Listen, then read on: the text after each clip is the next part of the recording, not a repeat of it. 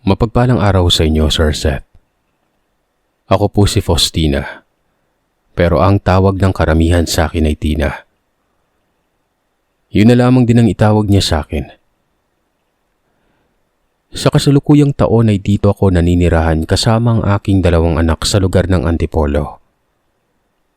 Pero ang kwentong ibabahagi ko sa inyo ay nangyari ito sa lugar na hindi ko na lamang papangalanan pa. Basta't nasa parting Mindanao ito. Sa kadahilanang magmula ng pumanaw ang aking asawa, ay lumipat na rin kami ng aking mga anak.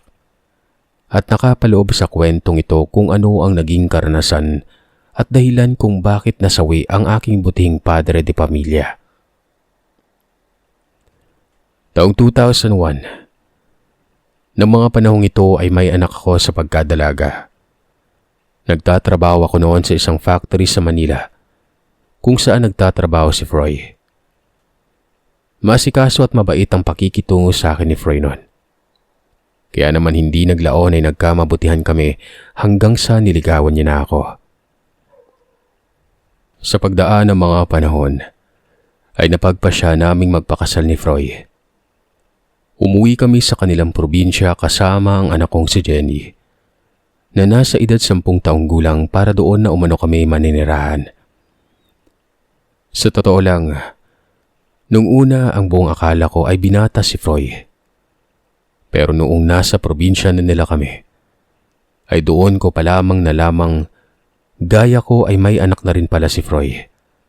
At kasing laki na ng anak kong si Jenny. Kaya nga lang ang kaibahan, patay na ang anak niya.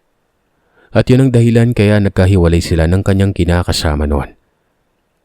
Pansamantalang nagpakalayo-layo siya para makalimutan ng masalimuot na nakaraan. Ayon kasi sa kwento ng kanyang mga magulang, mahal na mahal ni Froy ang anak niyang si Eloisa. Lahat ng gusto nito ay pilit na binibigay ng asawa ko. Maging masaya lamang ang paslit noon. Kahit na umaraw man o bumagyo noon ay pilit na nagtatrabaho si Froy. Wala siyang pakialam kung magkakasakit man siya. Basta't ang nasa isipan niya ay maitaguyod niya ng maayos ang binubuo nitong pamilya at mabigyan niya ng magandang buhay.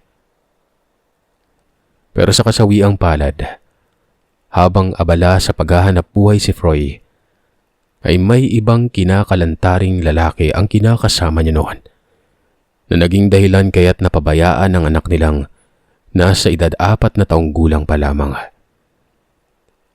Dahil sa kahindutan ng kanyang kinakasama, ay hindi uman nito na malayang nakalabas na pala ng bahay ang paslit. Nagtungo sa ilog na malapit lamang sa bahay nila. Nagulantang na lamang si Froy noong pag-uwi niya sa bahay nila ay nadatnan niyang wala ng buhay ang kanyang anak. Nakita na lamang raw ito sa ilog na nagpalutang-lutang at wala ng buhay noon. Ayon pa sa kanyang ina, napabayaan umano ang paslit kaya't nalunod yun sa ilog. Simula noon ay hiniwalayan na ni Froy ang kinakasama niya. Nagpakalayo-layo na ito. Ilang taon rin bago siya nakapag-umpisang muli. Dahil kung 4 na taon pa lamang ang kanyang anak noong namatay yon. At nasa 10 taon na ang anak kong kaidaran lamang ng kanyang anak. Naglalaro sa 6 na taon muna bago siya nakapagsimulang muli noon. Kaya pala sa tuwing binabanggit ko ang tungkol sa pamilya noon ay tumatahimik siya. At pakiwari ko ay may mapait siyang nakaraang pilit na kinakalimutan. Kahit na noong unang kita pa lamang nilang dalawa ni Jenny, ay para bang may koneksyon na umano silang dalawa ng anak ko. Malapit kagad sila sa isa't isa. Nagtataka nga ako noon dahil si Jenny ang tipo ng batang hindi lumalapit sa kahit sinong lalaki. Maliban na lamang sa kapatid ko at sa aking ama. Kahit nga sa totoo niyang ama, hindi siya lumalapit noon.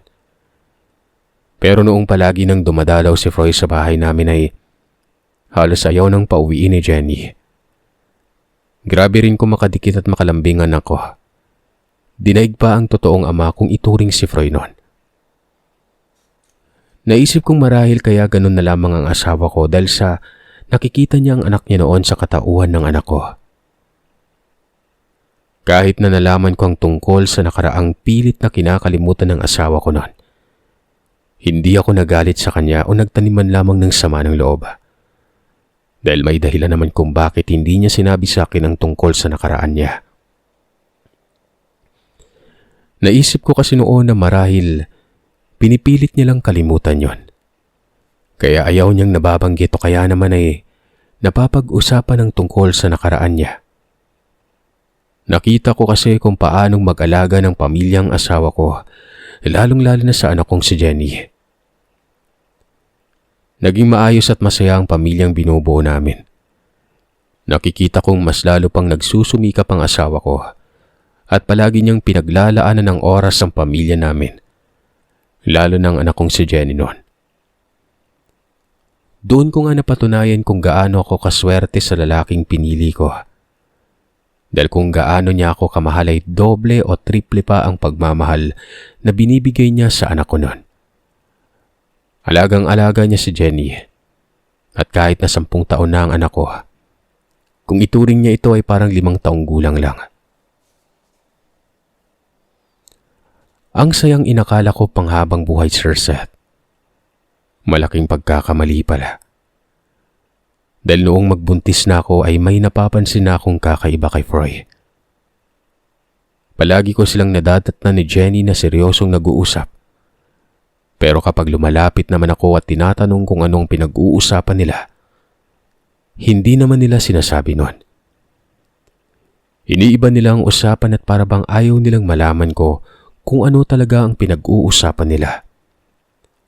Kahit anong pangungulit ang gawin ko, ayaw talaga nilang sabihin.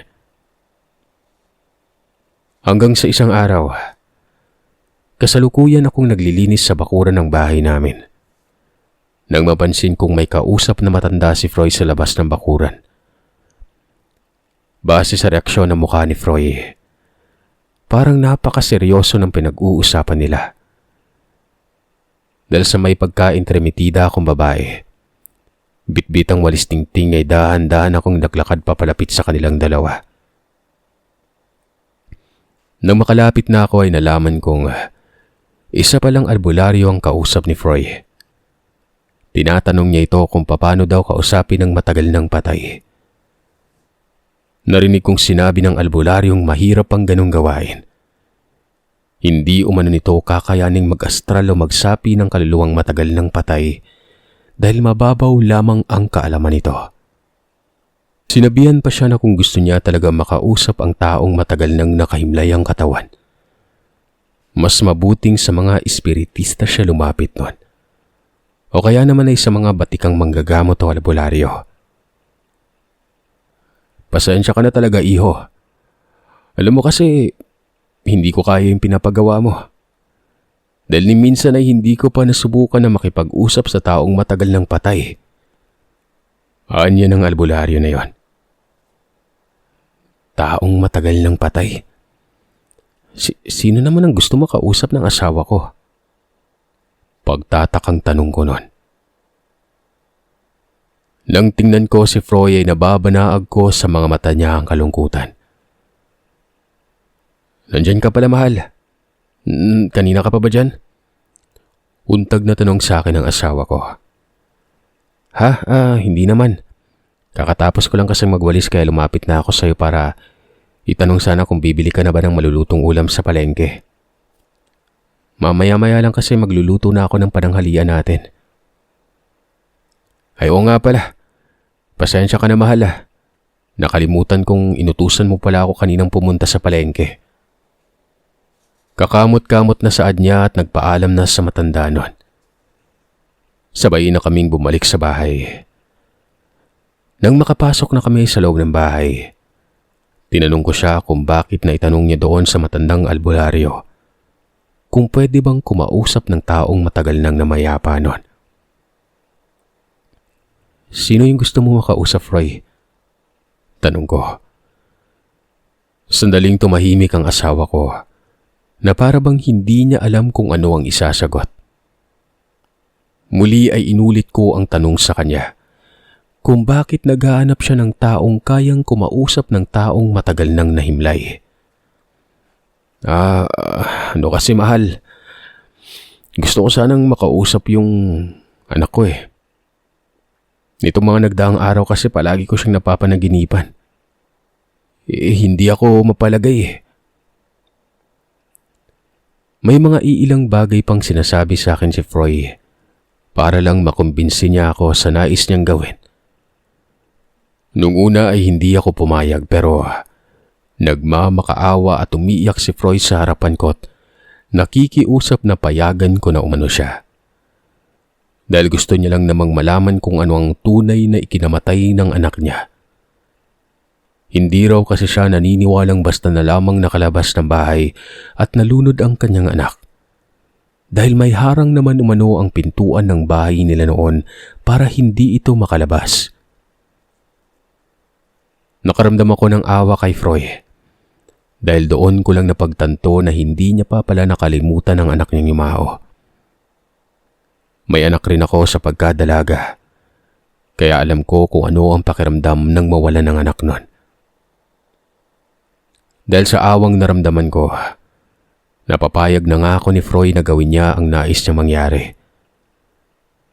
Sige, papayagan na kita pero siguraduhin mo lang na walang mapapahamak ha. Alam mo kasi, sa pagkakaalam ko ay hindi magandang ganong klaseng gawain. Wika ko sa kanya nun. Oo, huwag kang mag-alala. Pinapangako ko sa iyong walang masamang mangyayari. Lalong-lalo na sa pamilya natin. Masayang saad ni Froy at tila ba nabuhayan siya ng loob nun. Kahit na hindi ako komportable sa gusto ng asawa ko, hinayaan ko na lamang siya. Inisip ko na lamang na magiging maayos din naman ang lahat kapag nasagot na ang lahat ng mga katanungan sa mismong isipan ng asawa ko. Para ano pa't naging asawa niya ako kung hindi ko siya susuportahan, di ba? Magmula nang payagan ko ang asawa ko, nagawin ang mga nais niya alang-alang sa ikakatahimik ng kanyang kalooban. Marami na akong bagay na mga napapansin. Naroroon ng mga gabing umaalis siya ng bahay at madaling araw na kong umuwi. Minsan naman ay nakikita ko siyang nakatulala. At para bang malalim ang iniisip niya. Kapag naman tinatanong ko siya kung ano ang problema niya, ang sagot lamang niya palagi, wala nun. Hanggang sa isang araw, dumating sa bahay ang asawa ko kasama ang isang lalaking medyo may katandaan na. Bulag ang kabilang mata at may mahabang kasuotang kulay itim. Hindi naman sa panghuhusga pero unang tingin ko pa lamang sa lalaking yon ay hindi ko alam kung bakit hindi na maganda ang kutob ko. Pakiwari ko ay gagawa ito ng hindi maganda. Magkaganon pa man ay pilit na binabaliwala ko na lamang yon, alang-alang sa asawa ko. Malaki ang tiwala ko sa kanya, kaya't alam kong hindi siya gagawa ng ikakapahamak ng pamilya namin. Nga pala mahal, si Mang Carlos, isa siyang albularyo. Bagong salta lamang siya dito sa baryo natin.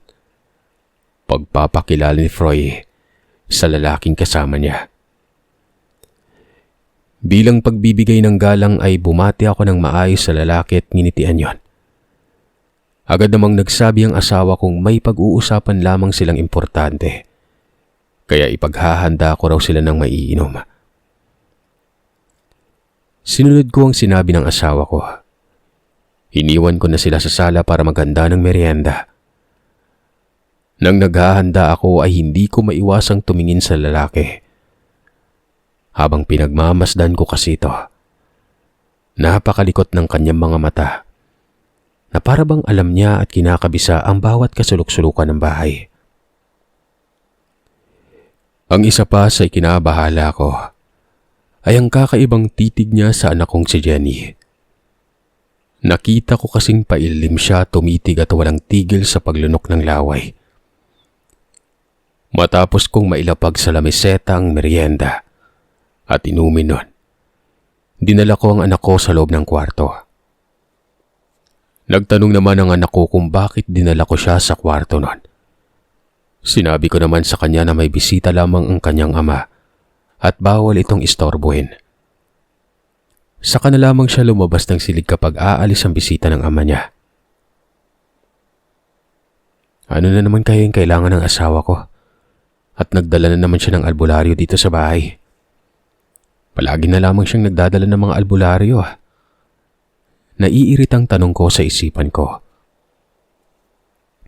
Dahil sa totoo lang, sa loob lang ng 1 linggo ay 3 o 4 na beses siyang nagdadala ng albularyo o kaya naman ay manggagamot. Kung minsan ay espiritista pa. Dahil siguro sa kagustuhan niya makausap ang namayapa niya ng anak nun. Wala namang problema sa akin ang mga bagay na ginagawa niya. Kaya lang, ang albularyong nagpakilalang Mang Carlos, hindi ako kumbinsido kung albularyo ba talaga ito o ano. Sa totoo lang, mas mapagkakamalan ko pa kasing miyembro ng kulto kaya naman mambabarang kesa sa albularyo yon. Ibang-iba kasi ang mga kinikilos niya habang kinakausap ang asawa ko kesa sa mga naunang mga albularyong nakausap ni Froy.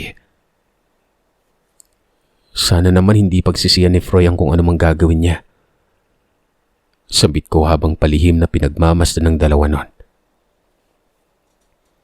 Makaraan lamang ang ilang sandali ay nakita kong may mga papel na idinikit si Mang Carlos sa bawat sulok ng bahay. May mga nakasulat na letrang hindi ko maintindihan kung ano ang ibig sabihin nun. Narinig ko rin ang sinabi niya sa asawa ko. Aniya, kailangang kumpletuhin umano ng asawa ko ang pagriritual sa loob ng 1 linggo para tuluyan ng makausap ni Froy ang anak nitong matagal nang yumao. Pero sana, maging handa umano ang asawa ko sa mga ritual na gagawin nila. Ritual?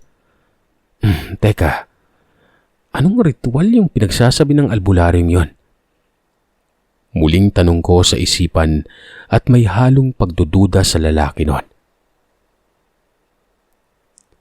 Nang matapos na silang nag-usap at umalis na ang albularyo, ay naglakas loob na akong tinanong ang asawa ko kung anong klaseng ritual ang pinagsasasabi ng albularyong kausap niya. Alam mo, Froy, unang tingin ko pa lang doon sa kausap mo, duda na ako eh. Parang hindi siya gagawa ng matino. Wika ko pa sa kanya. Nakangiting sinabihan niya akong hayaan ko na lamang siya sa gagawin niya. Napag-usapan na naman umano namin ang tungkol sa mga binabalak niya nun. Kaya't sana'y huwag ko na lamang siyang pakialaman. Ito lang yung sasabihin ko, Froy, ha? Mas mabuti pang itigil mo na yung kahibangan mo bago ka pa man mahulog sa patibong ng lalaking kausap mo. Nagulat naman ako nang bigla niya akong pagtaasan ng boses nun. Para bang nagagalit siya sa mga sinabi ko. Nakita ko ring nanlilisik ang mga mata niya nang titigan ako habang nakayukom ang kamao. Sunod-sunod na napalunok ako ng laway dahil sa hindi ko inaasahan ang ginawa niya. Sa tanang buhay ko, simula nang magkasintahan pa lamang kami noon ni Froy, ni minsan ay hindi niya ako pinagtaasan ng boses at minura. Pero nung sabihin ko lang sa kanyang tigilan niya na ang kahibangang ginagawa niya, napakalutong ng binitawan niya masasakit na salita. Pinagtaasan niya pa ako ng boses nun. Dahil sa takot na nararamdaman at pagkabigla, ay iniwan ko na lamang siya sa sala at nagmamadali na akong pumasok sa loob ng silid ni Jenny, bago pa man tuluyang bumuhos sa mga luha ko. Simula nga ng pagtaasan niya ako ng boses, Sir Seth. Bihira ko na lamang siyang kinikibo nun. Kung hindi siya magtatanong o magsasalita ay hindi ko siya kinikibo. Isang madaling araw, nagising na lamang ako dahil sa malakas na kalampag ng bubungan. Napabalikwas ako ng bangon dahil sa gulat nun. Nang tingnan ko naman ang asawa ko ay wala na siya sa inihigaan niya. Sa pag-aakalang nasa sala siya o nasa kusina, tumayo na ako at lumabas ng silid. Pero ganun na lamang ang hilakbot ko. Nang makita kong kakapasok pa lamang ni Froy sa loob ng bahay. May bitbit itong bangkay ng hayop. May bahid ng dugo ang bibig niya. Nang tingnan ko ang bitbit niyang bangkay ng hayop na yon, wakwak ang tiyan nito. Konti na lamang ay mapuputol na ang leeg ng hayop na yon. Halos lumuwa na ang mga mata ko at kulang na lamang ay bumaliktad ang sikmura ko matapos kong makita yon. Froy, anong ginagawa mo? Saan ka galing? Kinakabahan at natatarantang tanong ko. Bakit may bitbit kang bangkay ng hayop? Huwag mong sabihin. Hindi ko na naituloy pa ang sasabihin at bahagyang napaatras sa kadahilan ng mabalasik na tinitigan ako ng asawa ko. Habang pinagmamasdan ko siya, ay hindi ko maiwasang matakot at kilabutan. Dahil nanunuot sa kalamnan ko ang bawat pagbuga ng hininga niya, na para bang may halak at naghahabol ng hininga nun. Dahil sa labis na takot at baka may gawing masama sa akin ng asawa ko ay mabilis na akong tumakbo papunta sa silid ng anak ko. Isinara kong maigi ang pintuan. Kinuha ang kahoy sa ilalim ng higaan ng anak ko. Dagli-dagli akong bumalik sa pintuan at pinakiramdaman ang mga yabag sa labas ng silid. Makaraan lamang ang ilang saglit. Saka pa lamang ako nakahinga ng maluwag nang mapagtanto kong hindi sumunod sa akin si Froy. Hindi ako umalis sa gilid ng pintuan dahil baka mamaya ay bigla na lamang pumasok ang asawa ko at may gawing hindi maganda. Habang lumilipas sa mga oras, nakarinig na ako ng iba't ibang ingay ng hayop.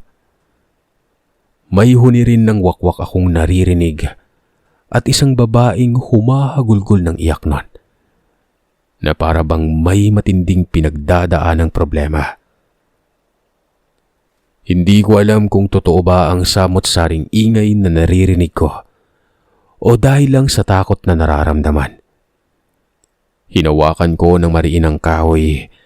Inihanda ang sarili ko sa kung anuman ang maaaring mangyari nun. Diyos mio, ano bang nangyari sa asawa ko?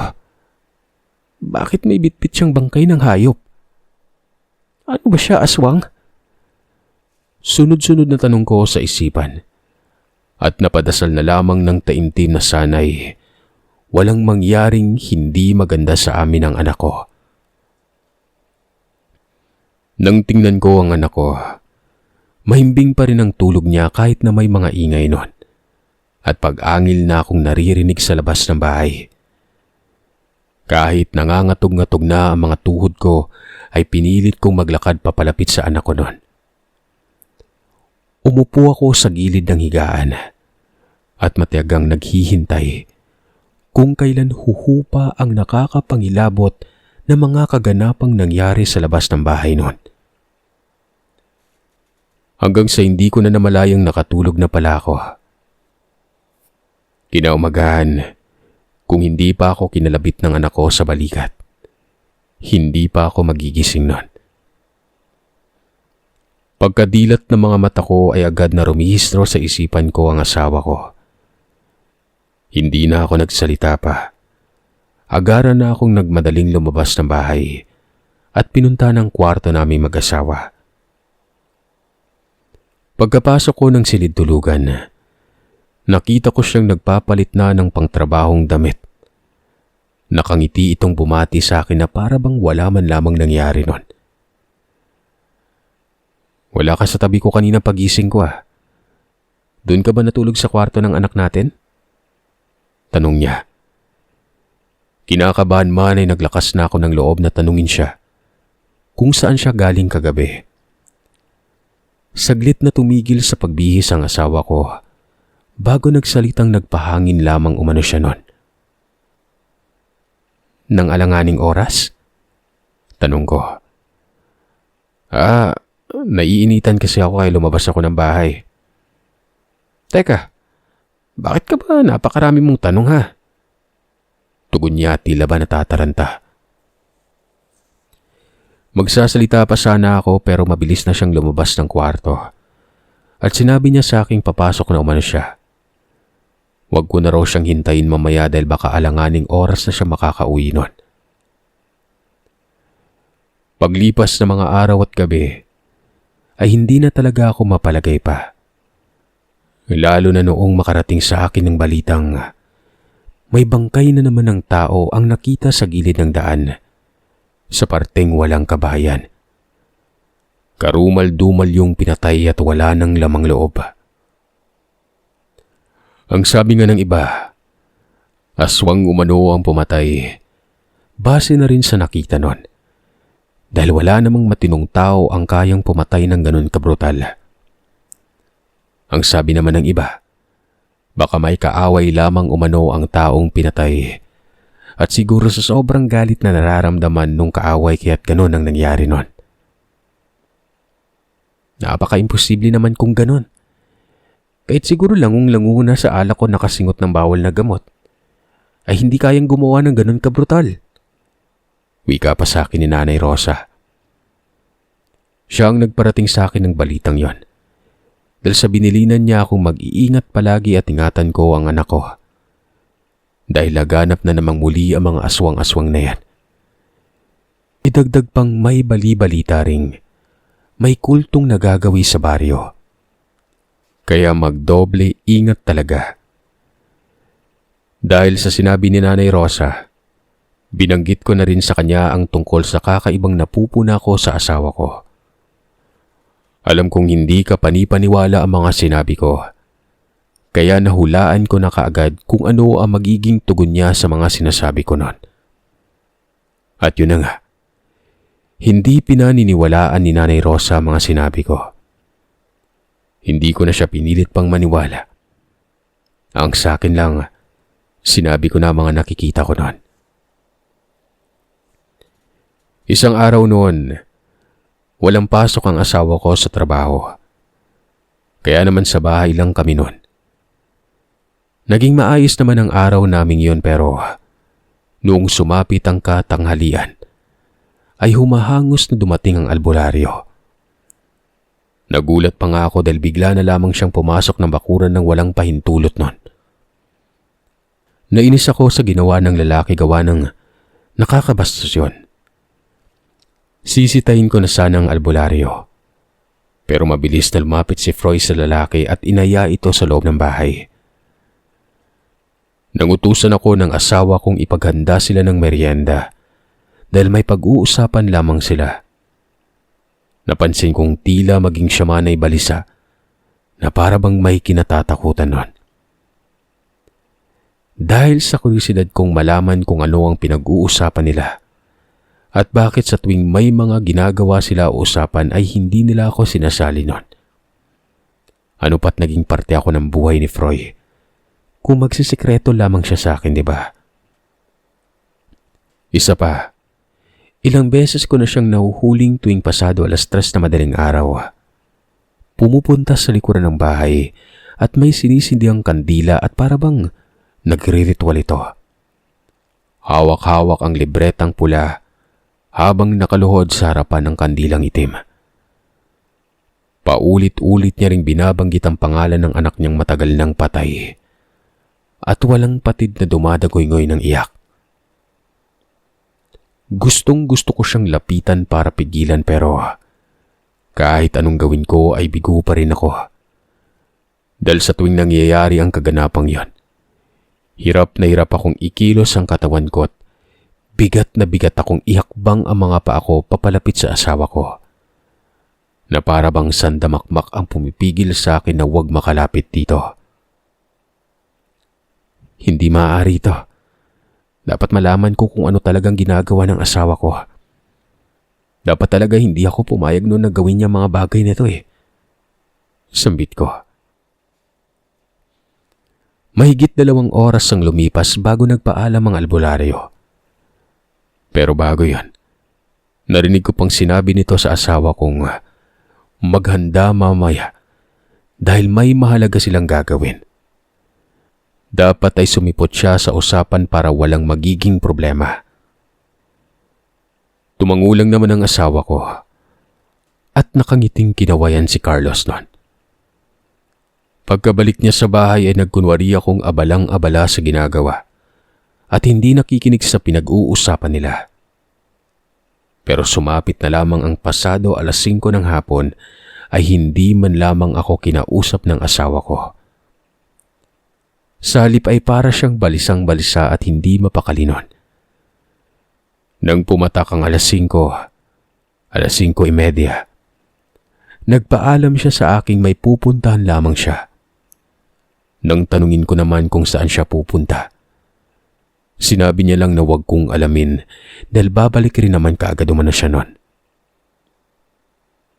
Yung sinasabi mo bang albularyong si Carlos ang pupuntahan mo? Tanong ko sa kanya. Hindi niya sinagot ang tanong ko. Sa halip ay pumasok siya sa kwarto para magbihis nun. Pagkalabas niya ay muli siyang nagwikang wag ko na siyang hintayin pa. Mauna na akong kumain at mag-iingat ako at ingatan ko ang mga anak namin nun. Hinalikan niya ako sa noo. Hinimas niya ang tiyan ko na para bang namamaalam. Parang hindi na babalik. Kinutuban na ako sa kinikilos niya. Kaya naman ang ginawa ko pagkalabas niya ng bahay. Palihim ko siyang sinundan nun. Iniwan ko muna sa kapitbahay naming si Lorena ang anak kong si Jenny. Nagdahilan na lamang akong may importanteng pupuntahan kaya ko iiwan sandali sa kanya ang anak ko na yon. Hindi naman ako mangangapa sa dilim kung sakali mang abutan ako ng takip silim dahil sa kahit na pasado 5:00 pa lamang ng hapon ay nakita kong papalabas na ang buwan sa kalangitan. Nagmamadali na tinuntun ko ang daan kung saan pumunta si Froy. Lakad takbo na ang ginawa ko. Mahabol ko lamang ang asawa ko. Nang matanaw ko na ang asawa ko ay binagalan ko na ang paglalakad. Hanggang sa mapadpad na kami sa isang masukal na daan. At halos matataas na kakahuyan at mga baging ang nakikita ko sa gilid ng daan na yon. Dahil sa papadilim na ng mga sandaling yon, kaya tanging huni ng kuliglig na lamang ang naririnig ko at panakanakang huni ng ibon. Maya-maya pa ay napansin kong tila ba kanina pa kami naglalakad, pero hindi ko alam kung saan pupunta ang asawa ko na yon. Matyagang palihim na sinundan ko ang asawa ko. At kahit na nakakaramdam na ako ng pagod, ay hindi ko yun ininda. Ang mahalaga sa akin ng mga oras na yon ay malaman ko kung ano ba talaga ang ginagawa niya. Makaraan nga lang ang ilang minuto, ay tumambad ang isang bahay na may kalakihan. Napakunot noo ako at nagtataka dahil sa hindi ko lubos sa kalaing may bahay palang nakatirik sa liblib ng baryo. Mabilis na akong nagkubli sa talayban. Nang makita ko ang mga taong nag-uumpukan sa bakuran at kabilang na doon ang albularyong si Carlos. Lahat sila ay nakasuot ng mahabang damit na kulay itim. Nakabelo, na parang mga kulto. Na makita ni Carlos ang asawa ko ay seryosong sinalubong niya ito at dinala sa harapan ng nag-uumpukan. Pagkatapos ay napatakip na lamang ako sa bibig. Nang makita ko ang dalawang kalalakihang kakalabas lamang ng bahay nun. May bitbit itong bangkay ng hayop na sa palagay ko ay kambing.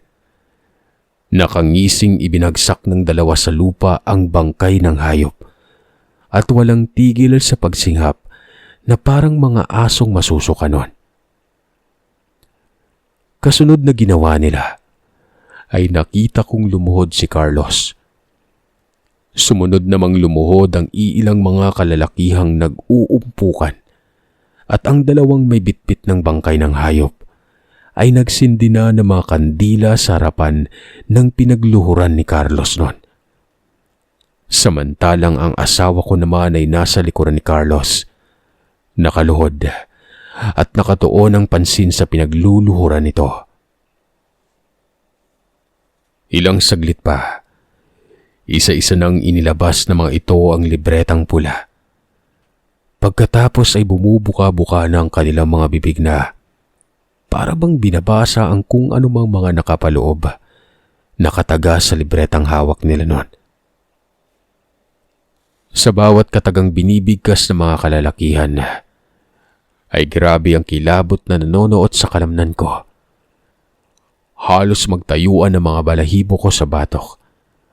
At pakiramdam ko ay parang naninigas ang tiyan ko at dahan-dahang kumikirot na para bang nalamigan yon. Nung una, hindi ko na muna pinansin ang pananakit ng tiyan ko. Gusto ko kasing makita at malaman kung ano ang mga kabaliwang pinagagagawa nila. Nang balingan ko naman ang albularyong si Mang Carlos, ay napansin kong tila ba takot sa kanya ang ibang mga naroroon. At parang siya ang itinuturing na leader ng mga ito. Maya-maya pa ay tumayo si Carlos at nilapitan ng dalawang bangkay ng hayop na yon. Pagkatapos ay walang sabi-sabing nagtaasan na mga kuko niya at mabilis na itinarak sa tiyan ng bangkay.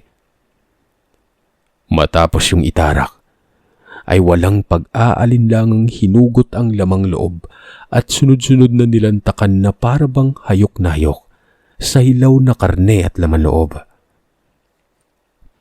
Nang masaksihan ko ang ginawa ni Mang Carlos, ay halos takasan ako ng ulirat. Kamuntikan pa akong napasigaw. Mabuti na lamang talaga at napigilan ko ang sarili ko nun. Kaya't impit lamang na boses ang lumabas sa bibig ko. Makaraan lamang ang ilang sandali. Tumayo na ang albularyo habang walang tigil sa pagriritual.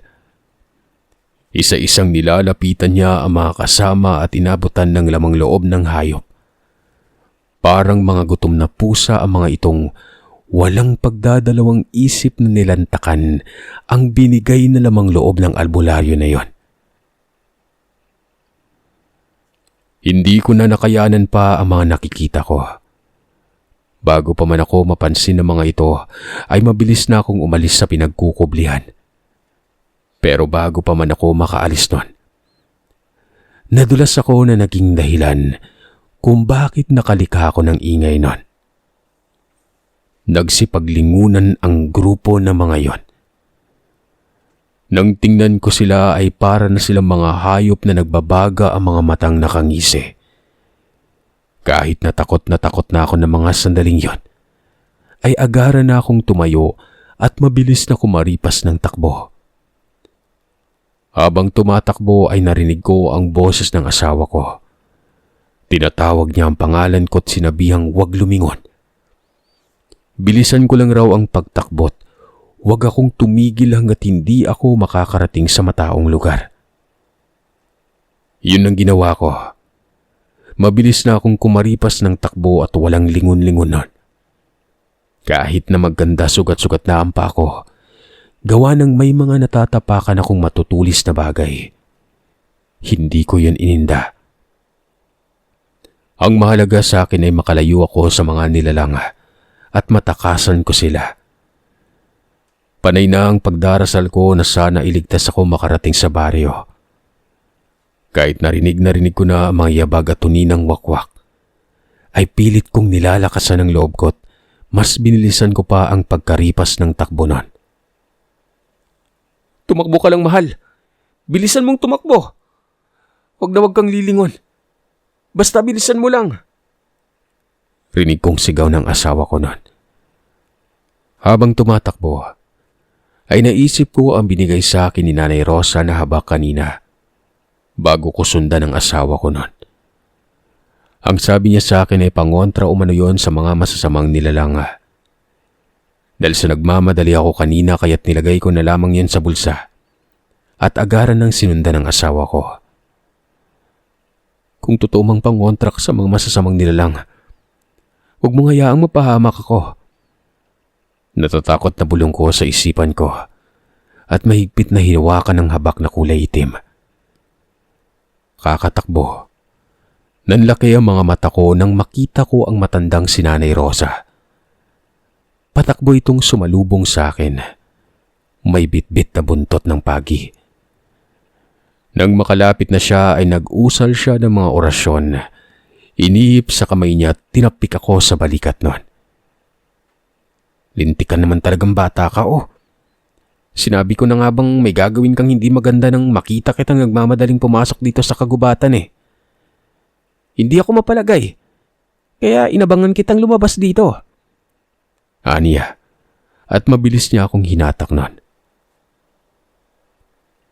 Nanay Rosa, yung asawa ko po, kasama niyo yung mga aswang. Pakiusap, Hindi. Wala nang panahon pa para tulungan natin ang asawa mo. Pinili niya ang landas na yan. Kaya lumabas siya mag-isa. Maring wika ng matanda. At pilit niya akong hinatak palabas ng gubat nun. Habang tumatakbo kami ay sinabi niya sa akin huwag na raw akong mag-alala. Dahil nag-usal siya ng sabulag. Pero panandalian lamang ang sabulag na inusal niya dahil hindi naman siya eksperto pagdating sa mga ora-orasyon na yan. Dahil isa lamang siyang manghihilot ng mga batang napilayan o kaya inabati nun. Kung kaya naman hanggat maaari, ay mas bilisan pa namin ang pagtakbo bago pa man kami makita ng mga aswang. Binilisan ko na nga ang pagtakbo hanggang sa makarating na kami sa bahay ng matanda. Pagkarating ko ay naroroon ang anak ko at si Lorna. Akmang yayakap na sana sa akin ang anak ko pero agaran itong pinigilan ni Nanay Rosa. Dinala niya ako sa kusina at inutusang maligo nun. Nakita kong naglagay siya ng isang dakot na asin sa baldeng may tubig. Pagkatapos ay dinasalan niya yon. Sige na, maligo ka na. Maalis ng tubig na yun yung amoy ng aswang na humahabol sa'yo. Sandali itong umalis kaya naligo na ako nun. Pagkabalik ng matanda ay meron siyang bitbit na damit. Inabot niya ito sa akin at sinabihan akong iwan ko lang sa sahig ng kawayan ng pinaghubaran ko. Siya na ang bahala doon. Dahil ibabaon niya yun sa lupa para hindi na mahanap pa ng mga aswang. Sa paglipas ng mga oras, nang mahimasmasan na ay sinabi ko kay Nanay Rosa ang tungkol sa nakita ko noon. Tumangutango lamang siya at sinabi niya sa akin huwag ko na raw asahan na makakauwi pa ang asawa ko. O kung makakauwi man ito, ay isa na umano itong malamig na bangkay. Dahil ang pinagkakatiwalaan umanong albularyo ng asawa ko ay isa sa mga lider ng mga kultong aswang na nagpapanggap lamang bilang isang albularyo. Sinasamantala ng hinayupak na iyon ang problemang pinagdadaanan ng asawa ko at ang kagustuhan nitong malaman kung ano ang tunay na nangyari sa una niyang anak nang sa ganoon ay mabigyan ito ng hustisya. Aniya, ang iba sa mga kulto ay nagpapanggap ring mga espiritista, manggagamot, tambalan at antingero. Paniniwalain na mga kultong itong kayang-kaya nilang gamutin at solusyonan ang problemang hindi kayang bigyan ng lunas at solusyon ng siyensya. Mabulaklak kong magsalita ang mga yon dahil sa kailangan nila makahatak ng maraming taong yayang gawin. At isang ang asawa ko sa mga naloko nila at sa mga sandaling yon ay isa ng ganap na aswang. Sa palagay ko, pinangakuan nila yung asawa mo. Nakapagsasama sa grupo nila, makikita niya at mabigyan niya ng hustisya yung nangyari sa anak niya. Saan niya pa, maging siya man raw ay hindi naniniwalang namatay sa pagkalunod ang unang anak ng asawa ko. Dahil noong makita niya ang bangkay ng bata sa ilog, may mga pasayon sa bandang hita na parabang pinaso ng sigarilyo. Dahil sa kahirapan noon ay walang matibay na ebidensya, kaya wala namang nakuhang hustisya si Froy. Hindi niya alam kung sino ang dapat sisihin. Nataon kasing may trabaho siya noon at malayo, at tuwing Sabado lamang umuuwi noon. Kaya wala siyang kamalay-malay sa mga nangyayari sa anak niya. Lubos naman kasi siyang nagtitiwala sa kinakasama niyang aalagaan ito at iingatang mabuti ang anak nila. Dahil sa nalaman ko, wala na akong nagawa kundi ang umiyak na lamang ng umiyak. Ipinagdarasal ko na lamang na sana ay maging ligtas ang asawa ko at makakauwi siyang buhay. Pero sa tuwing sumasagi sa isipan ko kung gaano karami ang mga kultong nakita ko kanina, ay hindi ko maiwasang panghinaan ng loob nun. Pinakiusapan ko si Nanay Rosa na kung pwede ay magtawag kami ng barangay tanod para puntahan ang asawa ko kung saan ko ito huling nakita. Sunod-sunod naman umiding si Nanay Rosa at sinabing hindi pwede. Sabay pinasilip niya ako sa maliit na siwang nun. Nang makasilip na ako ay nakita ko ang mga asong may nagbabagang mga matang nagpalakad-lakad sa labas ng bahay. Sumisingot-singot sa kawalan ng mga yon at para bang may hinahanap na pagkain. Aswang ang mga yan. Ikaw ang punteriya. Hindi tayo pwedeng lumabas dahil sa oras na lumabas ka rito sa bahay. Hindi ka titigilan ng mga yan hanggat hindi magpira-piraso yung katawan mo. Napaupo na lamang ako sa may sahig. Nanlambot ang mga tuhod ko at pakiramdam ko ay bigla akong nawalan ng lakas nun. Sinisisi ko ang sarili dahil kung pinigilan ko lamang siya noon, di sana'y hindi mangyayari ang lahat ng to. Kinabukasan nga, gaya ng sinabi ni Nanay Rosa, isa ng malamig na bangkay ang nadatnan ko sa bakuran ng bahay. Gaya ng mga nababalitaan ko mga taong namatay noon, ay ganon na ganon rin ang nangyari sa asawa ko. Wakwak na ang tiyan. Wala na ang laman loob. Halos maglupasay na ako sa kakaiyak dahil sa nangyari. Kung kailan magkakaroon na kami ng sariling anak, ay saka naman siya nawala. Nang malaman naman ng mga biyanan ko ang nangyari, ay hindi rin nila matanggap nun.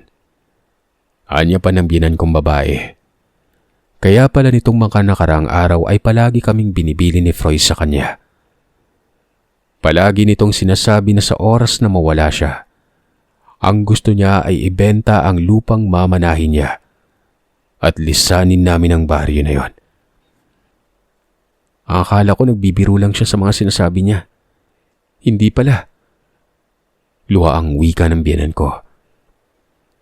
Dahil sa huling kahilingan ng asawa ko, hindi ko man gustong lisanin ang lugar kung saan kami bumuo ng pamilya nun. Napilitan akong umalis kasama ang anak ko. Sa kadahilan ng simula noong ilibing ang asawa ko ay gabi-gabi na kaming nakakarinig ng huni ng wakwak. Halos lahat na ng mga may alagang aso sa baryo ay naiinis na't kinikilabutan dahil sa tuwing pumapatak ang hating gabi ay walang tigil sa pag-alulungan ang mga alaga nilang aso noon. Titigil lamang sa pagsasagutan ng alulong kapag pumapatak na ang 3:00 na madaling araw. Masinsinang pinayuhan ako ni Nanay Rosa. Nalisanin ang baryo bago pa man ako mapahamak at ang anak ko. Isipin ko na lamang ang dinadala kong sanggol at ang anak kong itinuring ng sariling anak ng asawa ko. Kahit sila na lamang raw munang isipin ko noon. Ang sabi pa ng matandang manghihilot, hindi titigil ang mga aswang na yon hanggat hindi nila ako mabiktima. Dahil sa nakita ko kung paanong ginawa ang pagriritual ng isang huwad na albularyo.